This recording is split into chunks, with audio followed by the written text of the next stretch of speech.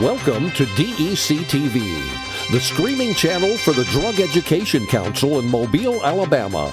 Our special guest for today's show is Public Affairs Director Lori Myles with the Mobile County Sheriff's Department. The host of today's show is Executive Director of the Drug Education Council, Virginia Guy. I'm Virginia Guy, the Executive Director of the Drug Education Council. I'm pleased to welcome today Lori Myles, my good friend, who is the Public Information Officer for the Mobile County Sheriff's Office, and she is also a board member of the Drug Education Council.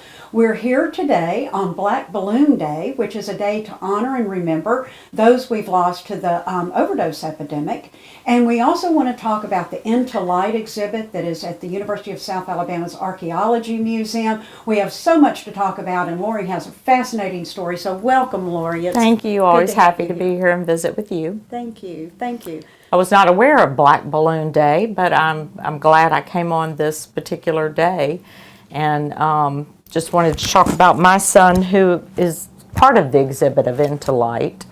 But I'll, if it's okay, tell you a little bit about his story, which you know, and you went through it with me. He was a remarkable man. He was. So talented and so much fun. Yep. And a lot of fun. We miss him a lot.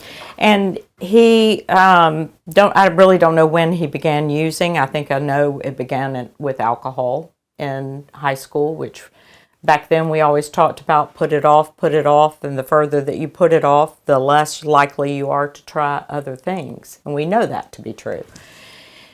But by the time he got to college, there was already the very beginnings of addiction, and it just kept going over the years. He went to treatment a couple of times. One particular time you helped me when he was in Nashville, and Music Cares helped him with his therapy there, and I just thought this is huge because he was in the music industry, and that in itself always scared me because I knew when he moved to Nashville this is not going to be easy for him. So in 2022, I thought he had hit rock bottom. He perhaps had thought the same thing. So I got him in a treatment center up in Nashville.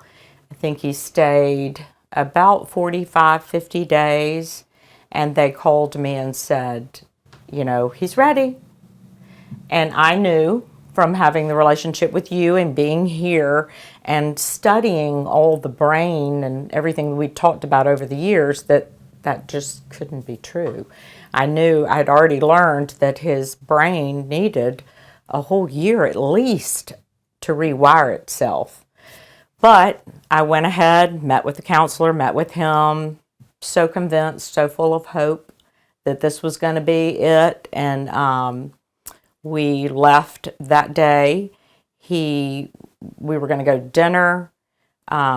He went out to walk his dog, and when he came back, I knew the signs. I mean, there's one thing if you are part of a family who is fighting addiction, you know the signs of addiction. Your mind sometimes will play games with you and you think, oh, well, that's probably not happening. But if your gut tells you it is, it is. So I knew he had used that night, and I had already, before we left with his counselor, decided these are my boundary lines. I will help you in any way I can if you are trying to live a sober life. But the minute you choose to use, I have to create a boundary around myself. So he knew that, but I had to wait till the next morning to tell him that. And so I packed all his things up, took him to his house, and left him there. And that was the last time I saw him alive.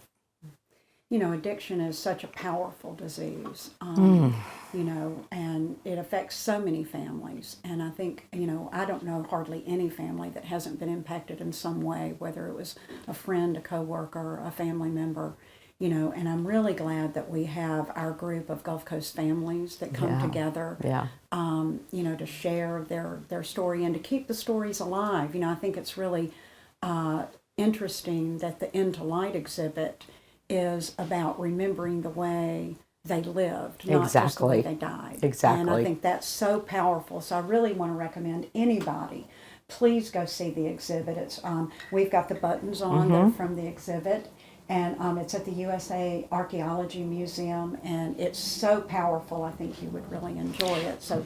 And on these buttons, there's a QR code on the back of each person has their own story. So you can scan the QR code and read about them. But when it first went up, it was in the Student Center. And I remember going there one day just to kind of watch people in the exhibit. And I did see lots of students go through and read the names, and when they finished with one, they would go on to the next. And you're right, that's what's so empowering about this story. It keeps their life alive, and it shows, who they were and what they did in this world, and everybody makes a contribution of some sort. Right.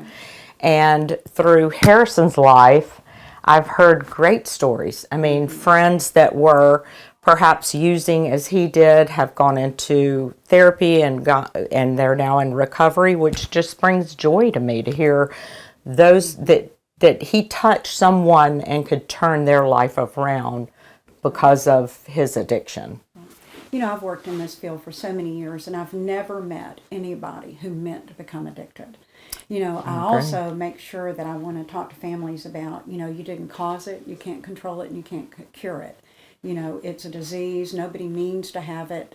But with the people that we've lost, we really need to remember them. Mm-hmm. And it's really heartwarming to remember their lives. They've made such a difference. They were, some of the most creative, interesting, fun, people I've ever known. Mm-hmm. And so I'm really proud of this exhibit for keeping that alive. And we had on the opening night, I don't know if you remember, we had high school students that were out there helping us. They were reading the stories and were just in awe of all of the accomplishments of the people in the exhibit. Yes. And so I think it's really important, and with the black balloon, to remember and never forget.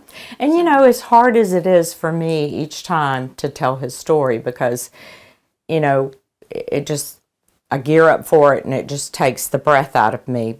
But when I see that it touches someone's life, mm-hmm. or they say, oh, that happened to me, and I was fearful to say mm-hmm. something, then I know, okay, I'm doing the right thing. Mm-hmm. And for me, it's therapy. It's not for everyone. I get that. But for me, I just want people to know you're not alone. There shouldn't be a stigma attached. You are a good mama. You are a good daddy. They just had that kind of makeup in their body. And as you said a few minutes ago, no one sets out to go, I think I'll become an addict today. I mean, that's just not part of who they are. As a matter of fact, they're fighting it every right. And time. Often I say, but for the grace of God, go any of us. Absolutely. Anybody who's ever used. Yeah. Whether they drank alcohol or used any kind of drug. Nobody, we don't know who's going to mm-hmm. become addicted and who's not. But the good news is there is help available. Exactly. And there is hope. And I think through these stories, too, there's also hope. And so I appreciate that. We're also going to be taking the Into Light exhibit to smaller venues. We're going to try to take it around to some of the high schools and put it in libraries and student halls so people can remember these stories and see these stories. And I saw that night the high school students really responding, mm-hmm. and I think it really makes a difference. And it also helps with stigma. I think stigma is probably the biggest thing keeping people from getting the help that they need. And so we're making a lot of progress in that area. So, and you have done so much for that. Mm-hmm. And I just appreciate you sharing your story, your strength, and your courage. And, it's been an honor to kind of be on this journey with you. And we'll always remember Harrison and couldn't have done it without you. So, anyway, thank you so much for being here. Thank you. And I hope everybody will visit the exhibit at the USA Archaeology Museum. And if you need any more information, please contact us at the Drug Education Council at 251-478-7855 or go to drugeducation.org. Thank you.